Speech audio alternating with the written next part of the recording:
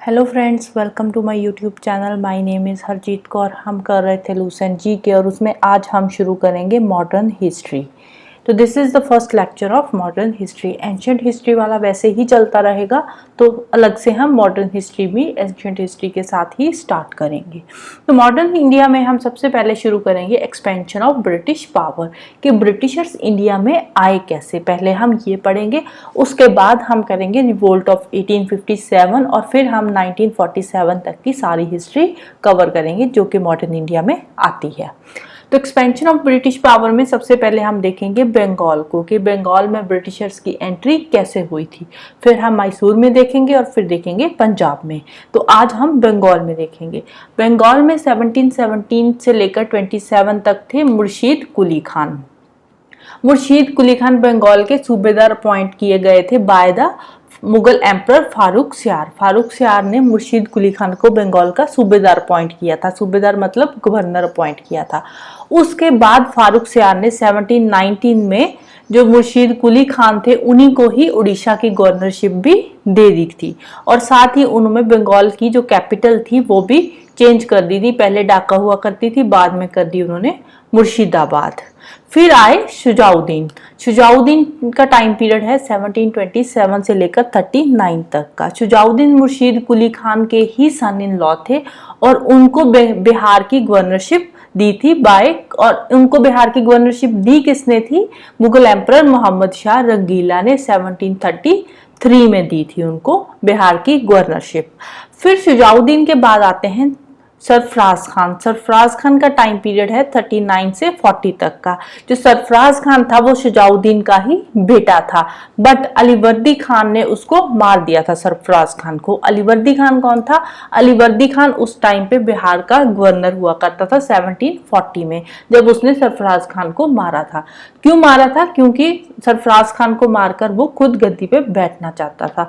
तो अलीवर्दी खान ने सरफराज खान को मारकर 1740 में खुद गद्दी पे बैठ गया, और साथ ही उसने धोखे से मोहम्मद शाह रंगीला को 2 करोड़ रुपए की रिश्वत देकर खुद उसने फरमान लिया था मोहम्मद शाह रंगीला से। फरमान क्या होता है? फरमान होता है कि किसी स्टेट का हेड बनना, गवर्नरशिप लेना। तो वो मोहम्मद शाह रंगीला को उसने 2 करोड़ रुपए देकर उनसे फरमान ले लिया था। मतलब कि बंगाल का खुद वो हेड बन गया था अलीवर्दी खान 1740 में। उसके बाद उसने कलकत्ता में जो इंग्लिश फैक्ट्रीज हुआ करती थी, इंग्लिश को अपनी फैक्ट्रीज को फोर्टिफाई करने से रोका, और चंदौर नगर में जो फ्रेंच की फैक्ट्रीज थी उनको भी फोर्टिफाई करने से रोक दिया था।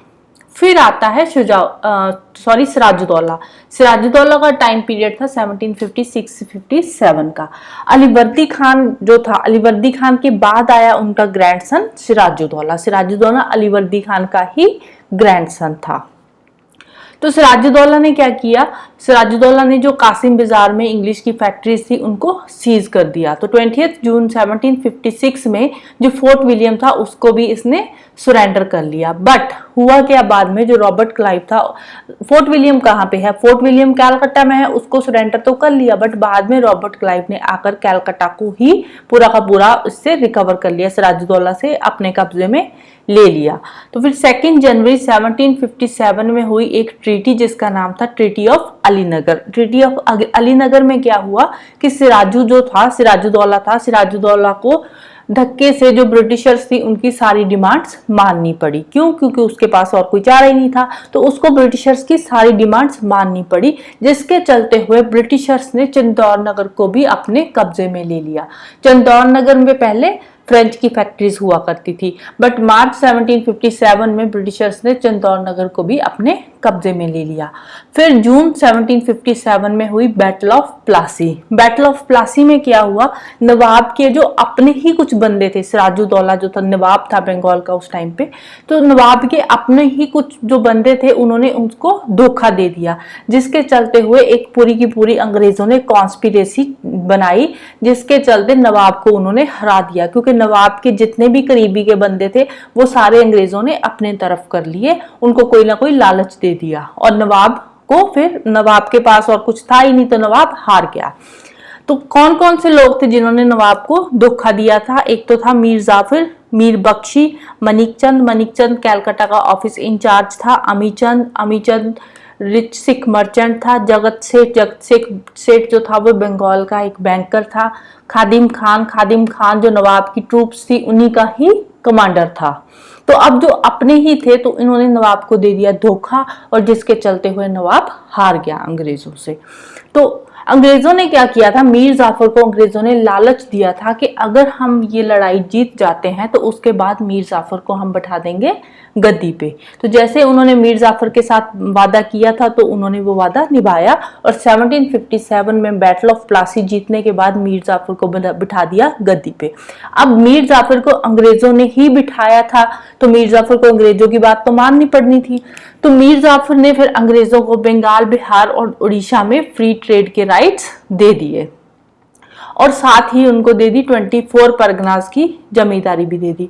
अब मीर जाफर ने सब कुछ तो अंग्रेजों के हाथ में दे दिया, तो मीर जाफर के पास तो कुछ था ही नहीं, तो धीरे धीरे मीर जाफर के ऊपर चढ़ गया कर्जा, जिसके चलते हुए मीर जाफर को फोर्सफुली अपनी जो गद्दी थी वो अपने सन इन लॉ मीर कासिम को देनी पड़ी। तो 1760-64 के बीच में आया मीर कासिम। तो मीर कासिम जो था उसने पहले तो जो अंग्रेज थे, अंग्रेजों ने मीर कासिम से पहले ले लिया बुर्दवान, मिदनापुर, चित्तगोंग का सारा एरिया उन्होंने मीर कासिम से ले लिया, और मीर कासिम ने फिर अपनी कैपिटल भी शिफ्ट कर ली, मुर्शिदाबाद से मुंगेर कर ली उन्होंने। पहले मुर्शिदाबाद हुआ करती थी, बाद में उसने अपनी कैपिटल चेंज करके रख ली मुंगेर। तो मीर कासिम को आया अंग्रेजों पे फिर गुस्सा, क्योंकि अंग्रेजों ने मीर कासिम से इतने बड़ा जो एरिया था बुर्दवान, मिदनापुर, चित्तगोंग का ले लिया था, तो मीर कासिम को गुस्सा तो आना ही था। तो मीर कासिम ने फिर क्या किया, अंग्रेजों के अगेंस्ट कर दिया रिवोल्ट। ठीक है, एक तो एरिया अंग्रेजों ने लिया, दूसरा अंग्रेज जो थे जो फ्री ड्यूटी उनको दे रखी थी उसका मिसयूज कर रहे थे, जिसके चलते हुए मीर कासिम ने अंग्रेजों के अगेंस्ट कर दिया रिवोल्ट।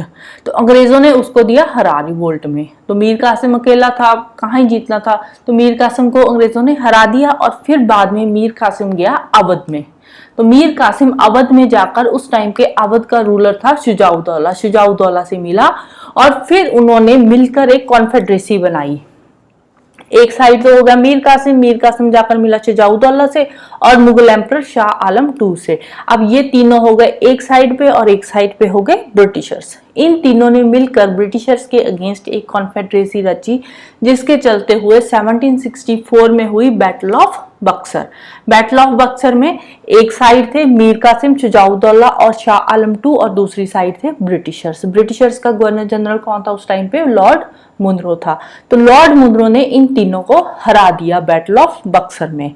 तो इन तीनों को हराकर जो अंग्रेज थे उन्होंने फिर से मीर जाफर को बिठा दिया गद्दी पे।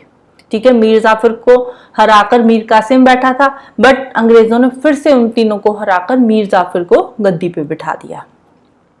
अब मीर कासिम के बाद मीर कासिम के सक्सेसर कौन कौन से थे, एक तो मीर जाफर आया, मीर जाफर को अंग्रेजों ने गद्दी पे बिठा दिया था, फिर आया था निजामुद्दौला, फिर सैफुद्दौला, एंड फिर आया था मुबारकदौला। मीर जाफर की जब डेथ हुई, मीर जाफर की डेथ के बाद गद्दी पे बैठा था निजामुद्दौला। तो निजामुद्दौला ने फिर एक ट्रीटी साइन करी थी 20 फेब 1765 में, जिसके चलते हुए नवाब ये जितनी भी आर्मी थी वो अंग्रेजों ने डिसबैंड कर दी। तो और जो नवाब था उसको बना दिया था डिप्टी सूबेदार, बना दिया नवाब को बंगाल का बना दिया डिप्टी सूबेदार कंपनी ने। तो अब ब्रिटिशर्स ने, अब उसके पास आर्मी नहीं है तो उसके पास कोई पावर भी नहीं है, तो इनडायरेक्टली हम ये कह सकते हैं कि धीरे धीरे ब्रिटिशर्स ने बंगाल पे कब्जा ही कर लिया था। तो फिर जो लॉर्ड क्लाइव था उसने 2 ट्रीटीज इलाहाबाद में करी थी। एक तो ट्रीटी करी थी शाह आलम II के साथ, और दूसरी ट्रीटी हुई थी शुजाउद्दौला के साथ। शाह आलम II के साथ ट्रीटी हुई थी 12 अगस्त 1765 को, और शुजाउद्दौला के साथ ट्रीटी हुई थी 16 अगस्त 1765 को। अब ये 2 ट्रीटी साइन करने के बाद बंगाल पे कब्जा हुआ था अंग्रेजों का। तो अंग्रेजों ने बंगाल में शुरू किया फिर डुअल गवर्नमेंट का सिस्टम। कब शुरू किया था, 1765 में, जब सबको हरा दिया और बंगाल पे अपना कब्जा कर लिया, और फिर उन्होंने बंगाल में डुअल गवर्नमेंट का सिस्टम शुरू कर दिया 1765 में। और डुअल गवर्नमेंट शुरू करने के बाद कंपनी ने दीवानी और निजामत राइट्स दोनों ही निजामुद्दौला से ले लिए। निजामुद्दौला उस टाइम पे बंगाल का नवाब था, तो जो बंगाल का नवाब था उससे दीवानी और निजामत राइट्स दोनों ही कंपनी ने अपने पास ले लिए थे।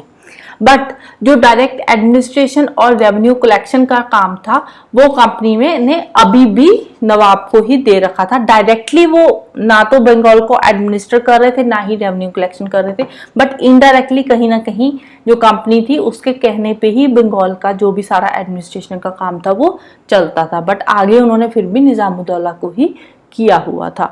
फिर 1772 में आया वॉरेन हेस्टिंग, और वॉरेन हेस्टिंग ने आते ही जो गवर्नमेंट का डुअल सिस्टम था वो खत्म कर दिया। राइट, तो इसके साथ ही ये बंगाल वाला पार्ट खत्म होता है और नेक्स्ट हम करेंगे मैसूर एंड पंजाब। तो जाने से पहले वीडियो को लाइक कर देना, शेयर कर देना और चैनल को सब्सक्राइब कर लेना। Thank you, bye bye and have a nice day.